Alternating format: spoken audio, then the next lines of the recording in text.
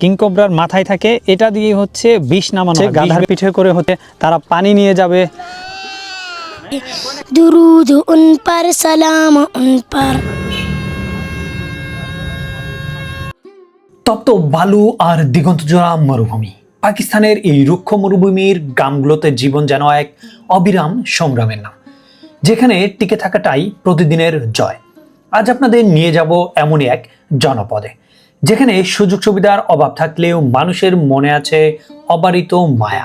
আর দেখাবো মরুভূমির মাঝখানে গড়ে ওঠা এক সাজানো শহর মিঠি। চলুন শুরু করা যাক আজকের ব্লগটি। Travel commando. Travel commando.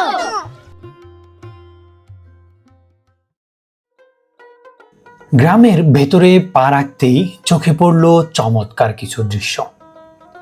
এখানকার ঘরগুলো দেখতে বেশ নান্দনিক। মাটির তৈরি এই গোল ঘরগুলোকে স্থানীয় ভাষায় চৌরা বলা হয়ে থাকে। সাধারণত প্রতিটি বাড়িতে 2টি বা 3টি করে এমন ঘর থাকে, যেখানে সবাই মিলেমিশে বসবাস করে। আর বাড়ির আঙিনাগুলো কাঁটাযুক্ত গাছের শুকনো ডাল দিয়ে ঘিরে দেয়া, যা মরুভূমির বাতাসের তোড়ে সুরক্ষা দেয়। এই গ্রামগুলোতে নেই কোনো আধুনিকতার ছোঁয়া, নেই লাঙ্গল জলের চেনা চাষাবাদ, কিন্তু যা আছে তা আপনাকে অবাক করবে। মরুভূমির মাঝে নিখুঁত জ্যামিতিক নকশায় তৈরি একটি বাড়ি, আর সেই বাড়ির ভেতরে লুকিয়ে থাকা কঠোর পর্দার এক রহস্যময় সংস্কৃতি। এখানে চাষাবাদ প্রায় হয় না বললেই চলে। রুক্ষ প্রকৃতি আর পানির অভাবই এখানকার মানুষের প্রধান বাধা। এগুলো বেশিরভাগই কিন্তু স্টোরেজ। এখন এইসব ঘরে মানুষ বসবাস করে খুবই কম, আবার অনেক ঘরে করেও। দেখেন এখানে তালা লাগানো আছে, সম্ভবত এইটার ভিতরে গোখাদ্য অথবা গরু বা ছাগল বকরি রাখে আর কি। এটার ভিতরেও এরকমই লাগছে। আর এটার ভিতরে হচ্ছে খাবার দাবার রাখে। এখানেও বেশ কিছু ঘর রয়েছে, বাচ্চা কাচ্চারা খেলাধুলা করছে। নাম কি আপকা?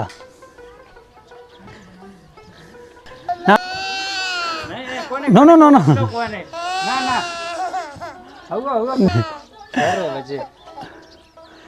এখানকার বাচ্চারা কত সরল সহজ।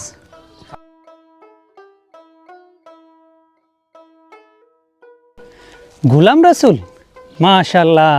आपका क्या नाम है? अली। ओके।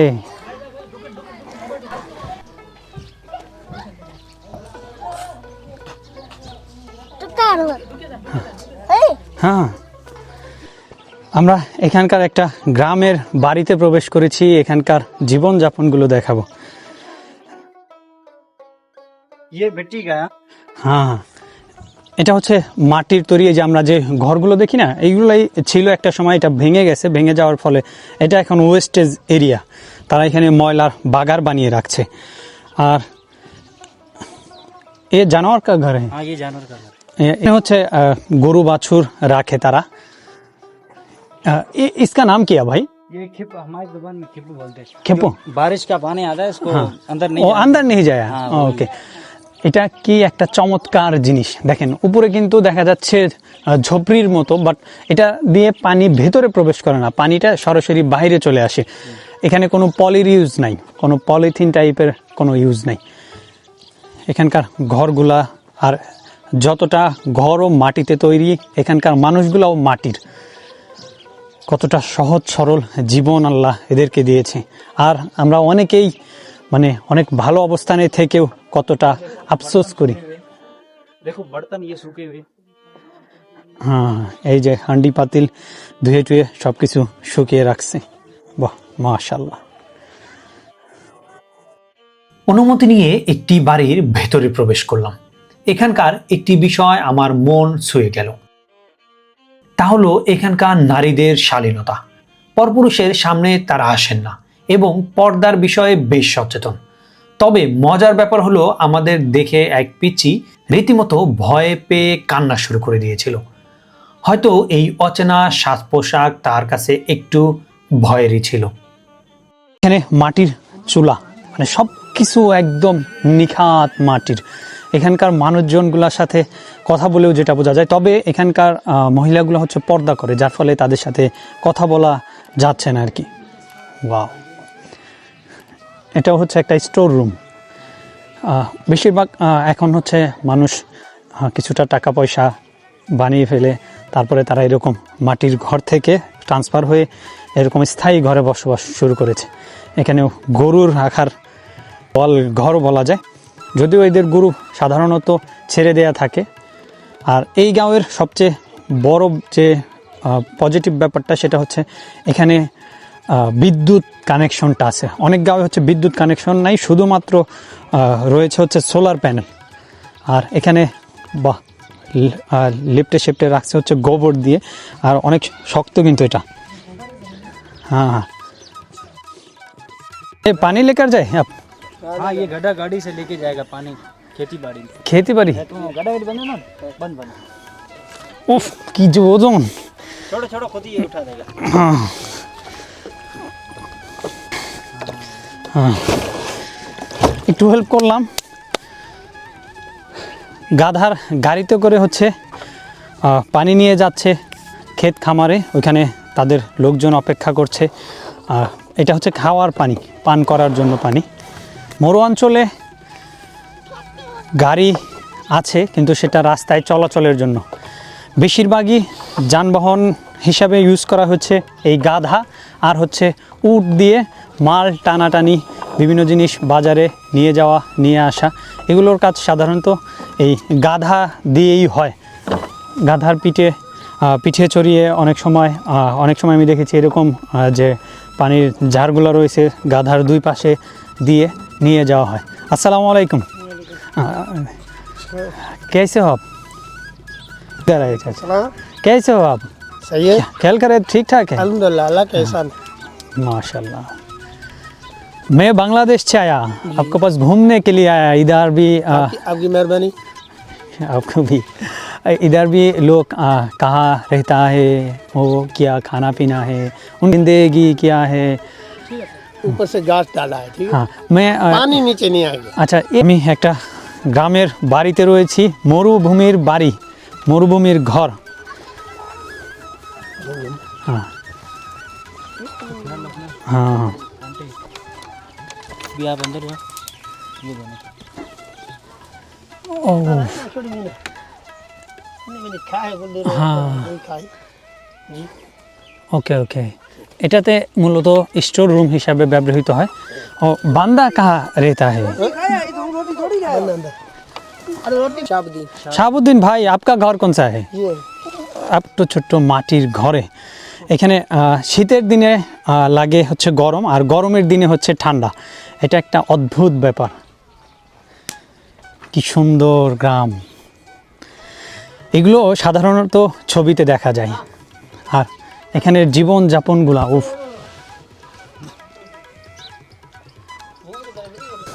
অনেক স্টাইলের পানি উঠানের ব্যবস্থা দেখেছি। এখানে দেখব হচ্ছে সোলারের মাধ্যমে মোটরে পানি উঠছে এখানে। এটা হচ্ছে সোলার প্যানেল সিস্টেম, সোলারে পানি তুলছে, আর এটা হচ্ছে তারা বালতি মগ ভর্তি করে নিয়ে যাচ্ছে। নাম কি आपका? इम्तियाज। आपका? माशू। आपका नाम क्या? हेलो, सुना नाम सुनाओ। मैं आपका भाई हो। समीना। आपका? फायदा। গাধা নিয়ে আসছে, গাধার পিঠে করে হচ্ছে তারা পানি নিয়ে যাবে বাড়িতে। আর এই যে ছোট ছোট বাচ্চাগুলো সবাই কষ্ট করছে। এদের লাইফস্টাইলটাই ঠিক এরকম। সকালে স্কুলে যায়, এখানে স্কুলে যাওয়ার মতো কিন্তু ব্যবস্থাও রয়েছে। গ্রামে মোটামুটি 5-6টা মতো প্রাইমারি স্কুল রয়েছে, তারা প্রাইমারি স্কুলে পড়ালেখা করে, আবার এরা সাথে সাথে পরিবারের লোকজনদেরও সহযোগিতা করে। সবচেয়ে বড় কোন सा है? तुम मैं आपको 100 देंगे, वो सारा बंदा को आप 10-10 को दुकान से वो कुछ खिलाएंगे, ठीक है? ओके। सजाना 10-10 रुपए दे। और এখানকার বাচ্চা কাচ্চাগুলো হচ্ছে প্রচুর শর্মায়, আর এটা ভালো। हाँ सर, आओ, तुम आओ भैया, आओ मेरे पास आ जाओ। हाँ, এরা হচ্ছে সবাই আমার ভাই বোন। এখানকার মানুষজনগুলো খুবই সরল, খুবই সহজ, সবাই খুব শর্মা। বাচ্চাগুলা কত সুন্দর, নম্র, ভদ্র, মাশাআল্লাহ মাশাআল্লাহ। মরুভূমিতে এক ফোঁটা পানির মূল্য কতটা, তাই শিশুদের না দেখলে বোঝা সম্ভব নয়। ছোট ছোট বাচ্চারা নলকূপ থেকে মাটির কলসি আর চামড়ার ব্যাগে করে পানি সংগ্রহ করছে। কেউ গাধার পিঠে, কেউ বা মাথায় করে বহুদূর থেকে পানি বয়ে বাড়ি নিয়ে যাচ্ছে।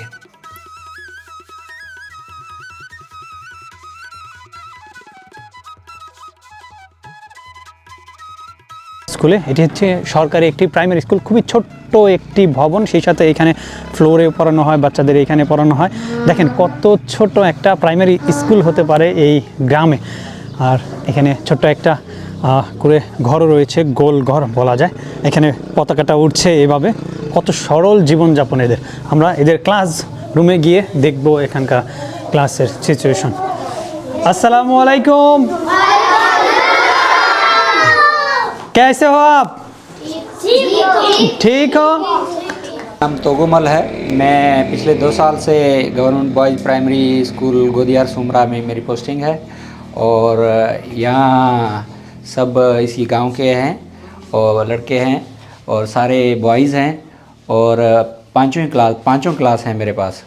तो अच्छा माहौल है और गांव वालों की इसमें वालिदैन की खास करके अच्छा ইনপুট है इसमें। মাত্র 2 বছর আগে মাত্র 6 জন স্টুডেন্ট ছিল এই টিচার এখানে জয়েন করার পরে। এখন টোটাল স্টুডেंट 35 पिछले साल मेरे पास 40 थे को पास आउट कर गए हैं। अच्छा। फिर 5th क्लास कुछ ड्रॉप आउट हो गए हैं और अभी मेरे पास अनरजिस्टर्ड 4-5 बच्चे आ रहे हैं। तो जैसे वो कैंपेन शुरू होगी इनरोलमेंट में तो वो भी इनरोल हो जाएंगे। तो ये वॉश फैसिलिटी है। ये डैमेज हमारे पास वाटर टैंक है। तो इसका जो पानी है मानसून सीज़न में बारिश होगी तो ये स्टोर करेंगे। अभी हमने इसमें पौधे लगाए हैं, ये नीम लगाया है, बेरी भी लगाई है और जो मकामी सतह पे जो पेड़ हो सकते हैं हमने लगाए हैं तो वो अभी अच्छी कंडीशन में आप देख भी सकते हैं। ये ट्री प्लांटेशन है, ये दरख्ती ज़िंदगी है। माल मवेशी है, बकरियाँ हैं। जी ये नीम है, ये नीम है, ये सारे नीम है। आगे बेरी है, ये सारे नीम है। खालिद, माशाल्लाह कितना सूरत आपका नाम है, चेहरा भी अच्छा है आपका। आप शुरू कर। बिस्मिल्लाहिर्रहमानिर्रहीम। ओ हक की बातें बताने वाले, ओ सीधा रास्ता दिखाने वाले, बुलंद नबियों में नाम उनका, फलक से ऊंचा मकाम उनका, हमारे हादी खुदा के प्यारे, नबी हमारे, दुरूद उन पर, सलाम उन पर। Travel commando. একটি রুমের ভেতরেই চলছে সব ক্লাসের পাঠদান। শিক্ষার্থীদের চোখে মুখে এক অসম্ভব মায়া আর অদম্য স্বপ্ন। স্কুলটি ছোট হলেও শিক্ষক আর শিক্ষার্থীরা মিলেমিশে গাছ লাগিয়ে চারপাশটা কত সুন্দর করে সাজিয়ে রেখেছেন। তাদের সাথে কাটানো সময়গুলো সারা জীবন মনে রাখার মতো। এটা হচ্ছে গ্রামের দোকান, মানে এইখানে আমি 2টা দোকান দেখলাম, পুরো গ্রামে হয়তো আরও থাকতে পারে। সীমান্তের এই গ্রাম ঘুরে ক্লান্ত হয়ে এক গাছের নিচে বসে বিশ্রাম নিচ্ছিলাম। এখানে রেস্ট নেওয়ার জন্য রয়েছে চারপায়া। বাহ, কি চমৎকার পরিবেশ। আমরা রয়েছি সিন্ধের মরু অঞ্চলে, ভারত বর্ডারের খুব কাছে। আর আমরা এখান থেকে ব্যাক করব, আর ব্যাক করার জন্য গাড়ি পাচ্ছি না। এখানে যে লোকাল ট্যাক্সিগুলো আছে, মানে মিঠি যাওয়ার জন্য সেরকম কোনো ট্যাক্সি পাচ্ছি না। এই জন্য অপেক্ষা করছি। একটা রাস্তার সাথে এরকম গাছের পাশে ছোট্ট একটা দোকান এরিয়া রয়েছে, আর এখানে চারপায়া রয়েছে। চারপায়াতে আমরা বসে বসে রেস্ট করছি। একই দেশে বিভিন্ন জায়গায় বিভিন্ন রকম লাইফস্টাইল। মরু অঞ্চলে একরকম, আবার শহর অঞ্চলে, শহরের সাথে যে গ্রামগুলো আছে সেখানে, আবার মরুর যে গ্রামগুলো রয়েছে, মরুর গাঁওগুলো কিন্তু টোটালি ভিন্ন। আর মরু অঞ্চলে প্রচুর সাপ রয়েছে, যেটা হচ্ছে গরমের দিনে সব সাপ বের হয়ে আসে, আর এখানকার সাপগুলো খুব खतरनाक है। 3000 लेते तुम्हारे लिए बोला बुकिंग करके लेके जाते हैं। मेरे लिए? अल्लाह की कसम। अच्छा, नहीं जाते हैं 3000 में जाते हैं यहाँ। ये आपका गाड़ी है? हाँ अच्छा, नाम क्या है आपका? सालिम। सलीम। मेरा जो काजिन है फुफातो भाई, हाँ उनका नाम सलीम है। सो में जाते हैं। मेरे लिए कितना चाहिए? तो बोला ना 2000 इंसान 22 और कुछ चाहिए, और डिस्काउंट चाहिए, वो तो आपका जबान है। मेरे लिए कोई डिस्काउंट चाहिए, मैं तो रिक्वेस्ट करे। 200 और देता है। ओके, शुक्रिया शुक्रिया। उनका नाम बोलो। হ্যাঁ, এখানে চাচা হচ্ছে সাপ ধরে। मन मन ये काले सांप का मनका, मनका? जिसको जेर मोरा सांप बोलते के हैं। अंदर नहीं होता है यहाँ पे। हाँ हाँ हाँ वही है, जहर में भरा हुआ। इससे जहर निकलता है। टांग के सिर पर होते हैं। আচ্ছা, এটা হচ্ছে সাপের মাথায় থাকে, कोबरार माथा সাপের মাথায় থাকে কোবরা, কিং কোবরা, কিং কোবরার মাথায় থাকে। এটা দিয়ে হচ্ছে বিষ নামানো হয়, বিষ বের করা হয় সাপে কাটা রোগীর। ঠিক তখনই দেখা হয়ে গেল এক যোগীর সাথে। তিনি সাপ ধরেন এবং সাপে কাটা মানুষের চিকিৎসা করেন। তার কাছে দেখলাম মানকা, যা বিষাক্ত সাপের মাথা থেকে সংগ্রহ করা হয়। এটি দিয়ে নাকি শরীর থেকে বিষ বের করে আনা যায়। মরুভূমির গভীরে কত বিচিত্র জ্ঞান যে লুকে আছে, এখানে না আসলে সে বিষয়ে কোনো ধারণাই পেতাম না।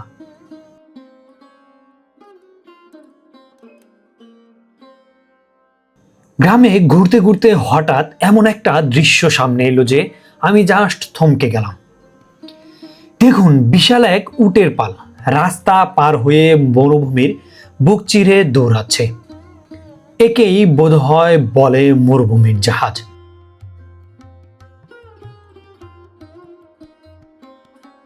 এই উটগুলোকে খাবারের সন্ধানে এক জায়গা থেকে অন্য জায়গায় নিয়ে যাওয়া হয়, আর এত বিশাল একটি পাল সামলানোর জন্য দুজন লোক অক্লান্ত পরিশ্রম করেন।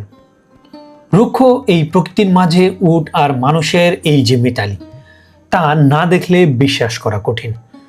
চোখের সামনে একসাথে এতগুলো উট দৌড়ানোর দৃশ্যটা সত্যি আমার এই সফরের অন্যতম সেরা প্রাপ্তি। সীমান্তের এই মরুর গ্রামের মায়া কাটিয়ে আমরা এবার গাড়িতে করে রওনা হলাম মিঠির উদ্দেশ্যে। মিঠি থরপারকার ডিস্ট্রিক্টের প্রধান শহর। গ্রামের সেই আদিম আর শান্ত পরিবেশ পেরিয়ে আমরা যখন মিঠি শহরে পা রাখলাম, চোখের পলকেই সব বদলে গেল। থর মরুভূমির একদম হৃৎপিণ্ডে অবস্থিত এই শহরটি যেন এক মরু উদ্যান। সাজানো রাস্তাঘাট আর রঙিন ঘরবাড়ি দেখে বোঝার উপায় নাই যে আমরা একটু আগেই পানির জন্য হাহাকার করা কোনো গ্রাম ছেড়ে এসেছি। শহরটি ঘুরে দেখার জন্য আমরা একটা রিক্সা বা স্থানীয় ভাষায় চিনচিন নিয়ে রওনা হলাম। গন্তব্য মিঠির সবচেয়ে উঁচু জায়গা, যেটাকে সবাই ভিউ পয়েন্ট বলে চেনে। রাস্তার দুপাশে মানুষের ব্যস্ততা আর মিঠির তপ্তরোদেও এক অদ্ভুত সতেজতা আছে। ভিউ পয়েন্টে এসে দাঁড়ালে আপনার চোখ জুড়িয়ে যাবে। এখান থেকে পুরো মিঠি শহর আর চারপাশের মাইলের পর মাইল মরুভূমির অঞ্চল দেখা যায়। উপর থেকে দেখলে মনে হয় যেন বালির সাগরের মাঝে ছোট ছোট রঙিন খেলনা দিয়ে একটা শহর সাজিয়ে রেখেছে।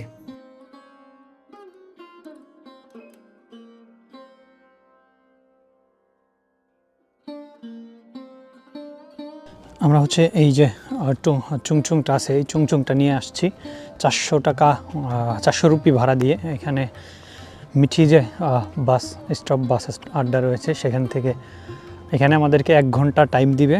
1 ঘন্টা আমরা এখানে ঘুরে ঘুরে দেখব, আর 1 ঘন্টা পরে আমাদেরকে আবার মিঠি বাস আড্ডাতে নিয়ে যাবে। এই সাইডে রয়েছে পার্কের মতো।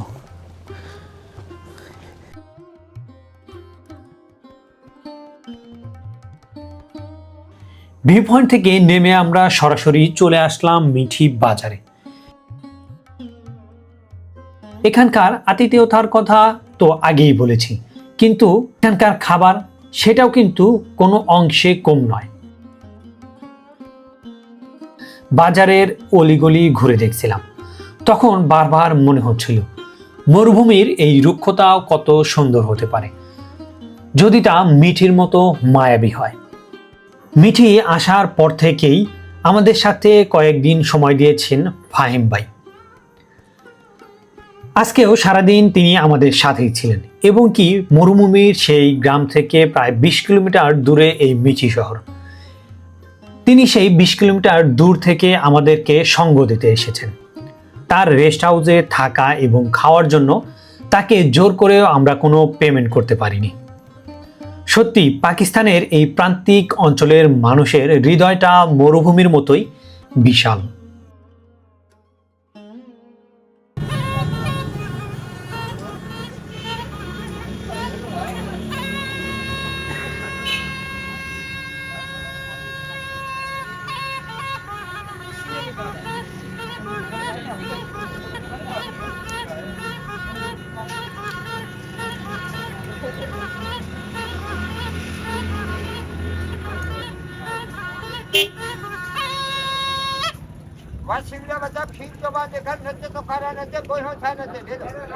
थोड़ा परे जा देखा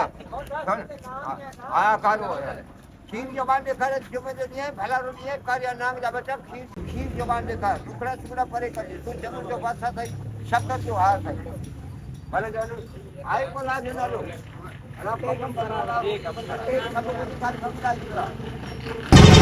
এটা হচ্ছে মিট্টি বাস স্ট্যান্ড। আর এখানে আমাদের গাড়ি আসবে 3:30টায়। আমরা 3:30টায় এখান থেকে চলে যাব আবার করাচির উদ্দেশ্যে। আর বাস স্ট্যান্ডের সাথে রয়েছে বাজার, মূল বাজারটা হচ্ছে এদিকে। এখানে রেস্টুরেন্ট রয়েছে, আমরা দুপুরের খানা পিনা করব এখানেই হালকা। দুপুর গড়িয়ে বিকেল হলো। মিঠি বাজারে খাওয়া দাওয়া শেষে এবার আমাদের বিদায় নেয়ার পালা। করাচিগামী বাসে উঠে পড়লাম, সাথে নিয়ে চললাম মরুভূমির ধুলোবালি আর ফাহিম ভাইয়ের মতো অমায়িক মানুষের ভালোবাসা। এই ছিল আমাদের আজকের থর মরুভূমি ও মিঠি ডায়েরি। কেমন লাগলো এই জীবন সংগ্রামের গল্প অবশ্যই কমেন্ট করে জানিয়ে যাবেন। ভিডিওটি ভালো লাগলে অবশ্যই ভিডিওটি বন্ধুদের সাথে শেয়ার করে দিবেন। দেখা হবে পরবর্তী ব্লগে। ততক্ষণে ভালো থাকুন, সুস্থ থাকুন। আল্লাহ হাফেজ।